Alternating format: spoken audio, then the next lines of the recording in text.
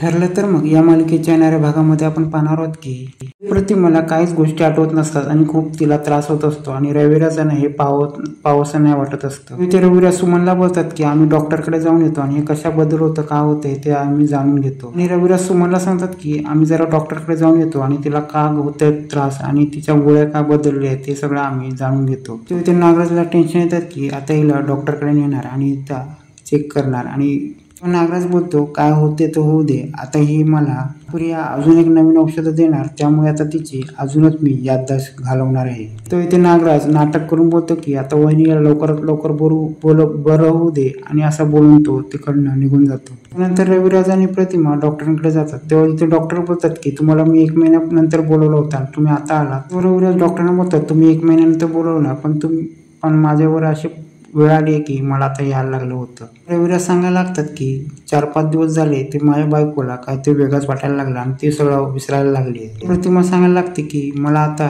गोळ्या खाल्ल्यानंतर वेगळंच वाटतं, माझ्या डोळ्यासमोर अंधार येतो आणि मी सगळे विसरते. डॉक्टर बोलतात नेमकं तुम्हाला काय होतं. तेव्हा प्रतिमा बोलते की मला सगळं आठवतं पण नंतर माझ्या डोळ्यासमोर काळोख येतो आणि मी पूर्ण ब्लँक असते आणि मला काय समजत नाही मला काय होतंय ते. डॉक्टर बोलतात की तुम्ही डोळे बंद करा आणि तुम्हाला काय आठवतं ते बघा. तेव्हा प्रतिमा डोळे बंद करते आणि तिला सगळं आठवायला लागतात की ती सायलीने तिला सुभेदारांच्या घरी आणलं होतं आणि सायलीने तिची सगळ्यांबरोबर ओळख करून दिली आणि तिला सायलीने या सगळ्या ह्याच्यामधनं बाहेर काढलं. प्रतिमाला थोडं थोडं करून सगळ्या गोष्टी आठवायला लागतात आणि पुढे कसं कसं तिला सायलीने नॉर्मल केलं आणि हळूहळू तिला आठवायला लागत असतं. आणि त्याच टायमाला तिला आठवायला लागतं की तिचा अपघात आणि महिपतने तिला कसा त्रास दिला होता आणि जाळण्याचा प्रयत्न केला होता. ते डॉक्टर बोलतात की तुम्हाला काय आठवतं आणि काही तुम्हाला हे काय ते त्रास होतोय. डॉक्टर सांगायला लागतात की तुम्ही सध्या ज्या पण वातावरणात राहतं तिथे तणाव असतो का, मला कुठलं टेन्शन आहे काय. तेव्हा रविराज सांगतात की हिला कुठलं टेन्शन नाही तिथे. ते डॉक्टर सांगायला लागतात की तुम्हाला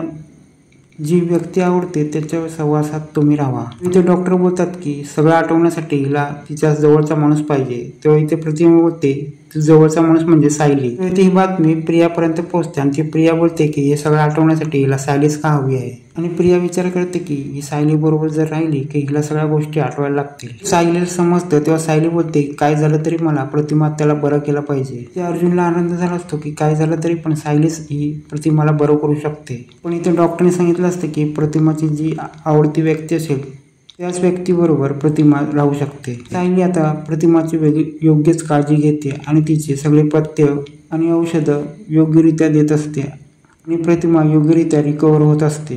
त्याच टायमाला डॉक्टर हे प्रियाचं आणि सायलीचं रक्तगट चेक करतात आणि त्यांना समजतं की प्रियाचं रक्त हे बी पॉझिटिव्ह आलेलं असतं आणि प्रियाला टेन्शन असतं की आता काय होणार. आणि प्रियाला वाटत असतं की आता सगळ्यांसमोर आता माझं भांडं फुटणार आहे अशी आता भीती प्रियाला वाटत असते. हा रविराजांचा प्लॅन असतो आणि या प्लॅनमध्ये आता प्रिया चांगलीच अडकलेली असते. आणि आता सगळ्यांना कळलं असतं की प्रियाचा रक्तगट हा प्रतिमाशी मॅच झालेला नसतो आणि सायलीचा रक्तगट हा प्रतिमाशी मॅच झालेला असतो. आणि कोणालाच कळलं नसतं की हा काय चमत्कार असतो आणि सायलीला पण आश्चर्य वाटत असतं. इथे प्रतिमाला समजतं की आता नाही, ही आता माझी सायलीच खरी मुलगी आहे आणि ही प्रिया ही खोटारडी आहे.